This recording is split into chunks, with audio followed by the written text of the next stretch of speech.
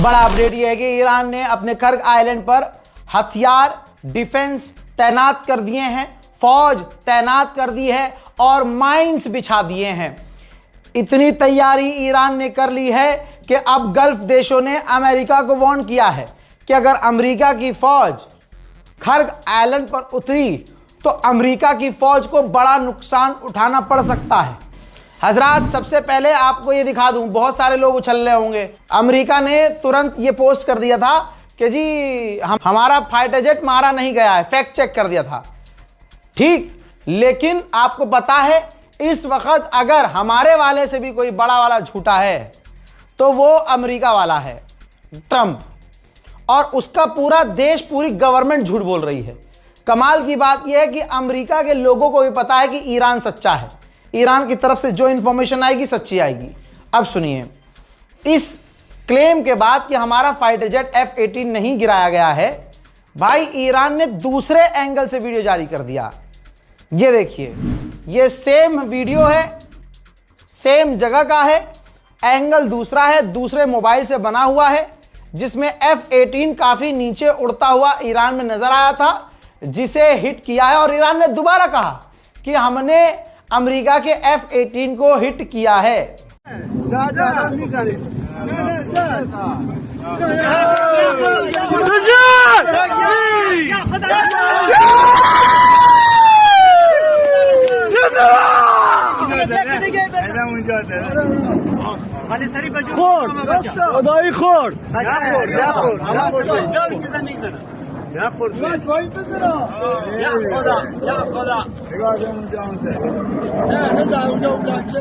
अब एक वीडियो और दिखाऊंगा उसी F-18 की, देखिए और फैसला कीजिए हिट हुआ है कि नहीं हुआ है। जो उसका विंग है, समझे, जो उसका विंग है यानी जो उसका पर है फाइटर जेट का, वो हिट हुआ है और टूट के पीछे की तरफ गया है। उम्मीद है कि अंधों को भी नजर आ गया होगा। उधर ईरान की जनता जबरदस्त प्रदर्शन कर रही है, मांग कर रही है सीज फायर नहीं करना है, हमें बदला लेना है, लड़ने और मरने को, आर पार की लड़ाई को हम तैयार हैं।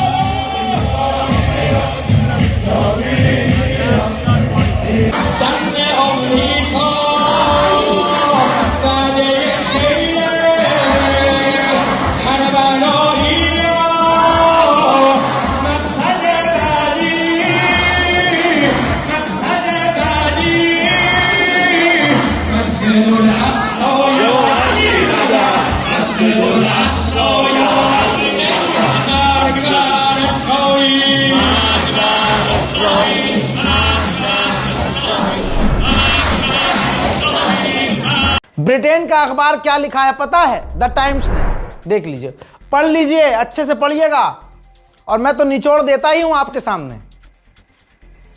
इसमें लिखा गया है कि अमेरिका इजराइल दोनों साथ में ईरान के खिलाफ जंग में उतरे थे, लेकिन जो डोनाल्ड ट्रंप को सपोर्ट कर रहे थे वो डोनाल्ड ट्रंप के तमाम सपोर्टर कह रहे हैं कि बस कर दो, अब ये जंग खत्म कर दो, क्योंकि बहुत महंगाई हो रही है और ये जंग हम पर भारी पड़ रही है। अमेरिकी चैनल है NBC, बहुत बड़ा चैनल है, उसके एक पत्रकार ने खुलासा किया है और उनका वीडियो ये है। ठीक है, उस पत्रकार ने, उस व्यक्ति ने कहा कि मैं नेतन्याहू से सवाल कर रहा था, इजराइल में पत्रकारिता रिपोर्टिंग के लिए गया था, और मैंने सवाल किया कि बहुत सारे अमेरिकियों का मानना यह है कि नेतन्याहू ने, यानी आपने अमेरिका को इस जंग में घसीटा है, इस पर आप क्या कहना चाहेंगे? तो इस पर नेतन्याहू ने कोई मुझे जवाब नहीं दिया।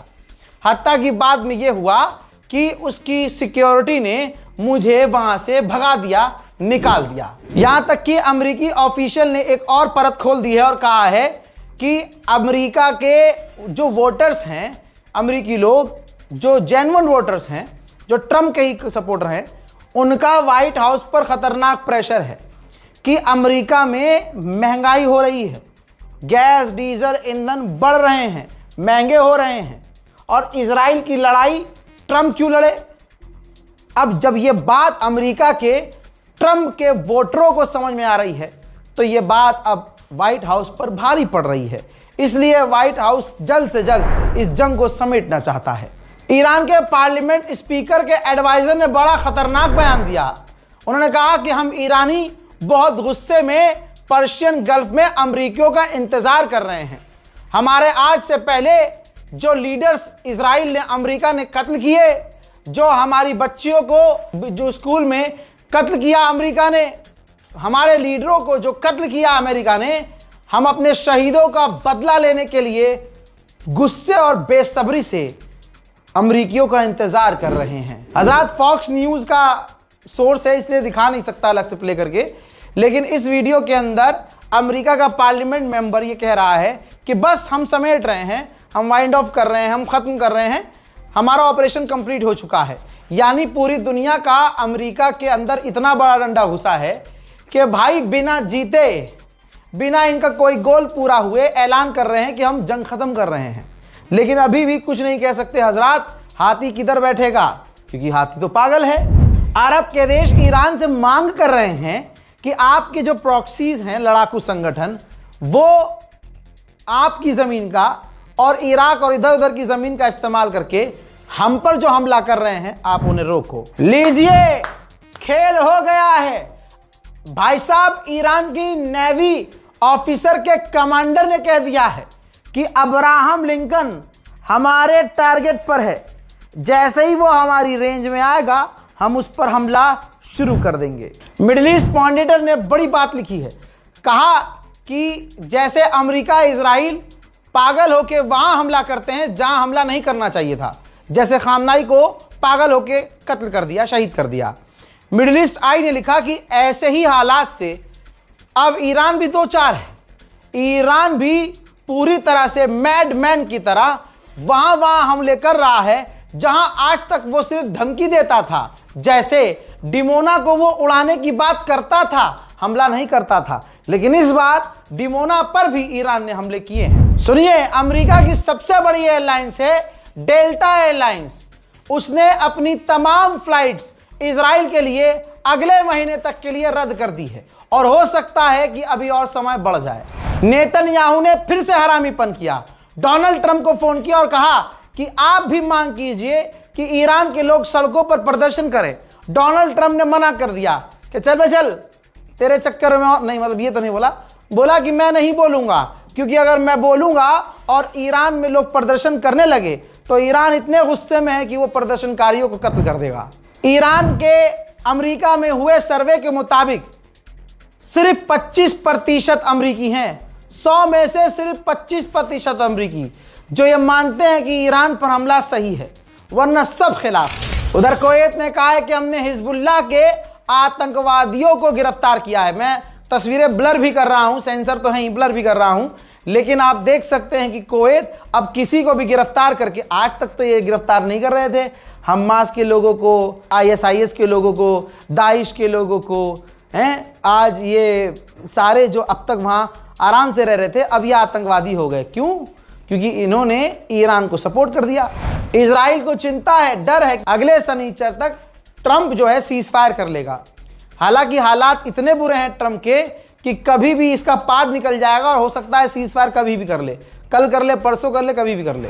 हजरात, बहुत बड़ी खुशखबरी, नेतन्याहू के खुद के एडवाइजर ने रिजाइन दे दिया है।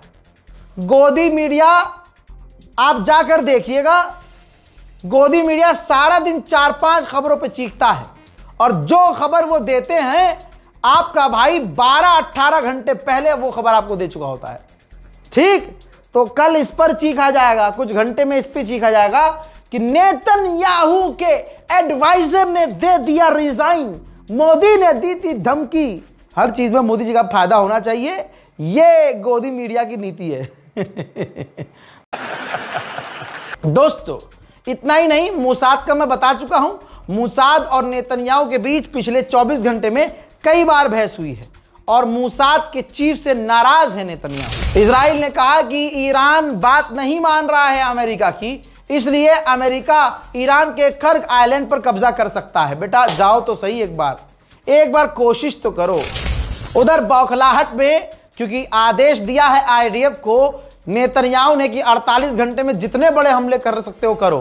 तो मशहद में लगातार ईरान में इजराइल ने बड़े हमले किए हैं।